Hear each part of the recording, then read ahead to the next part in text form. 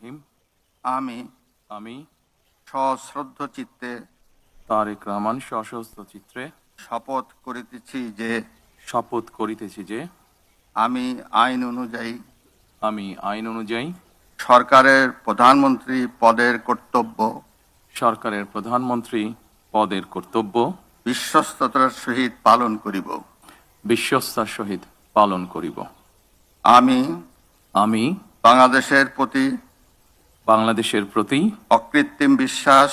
অকৃত্রিম বিশ্বাস ও আনুগত্য পোষণ করিব। আমি সংবিধানের রক্ষণ, সমর্থন ও নিরাপত্তা বিধান করিব। আমি ভীতি বা অনুগ্রহ,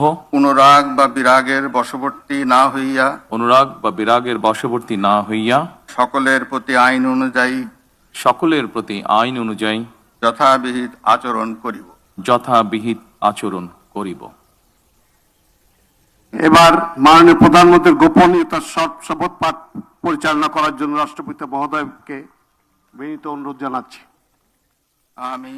আমি তারেক রহমান সশস্ত্র চিত্রে শপথ করিতেছি যে সরকারের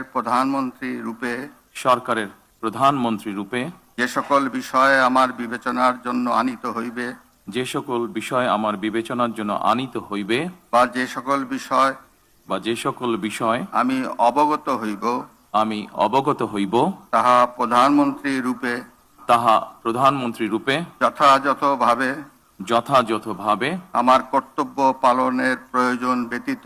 আমার কর্তব্য পালনের প্রয়োজন ব্যতীত প্রত্যক্ষ বা পরোক্ষভাবে কোনো ব্যক্তিকে জ্ঞাপন করিব না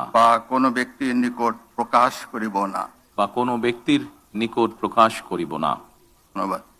ধন্যবাদ।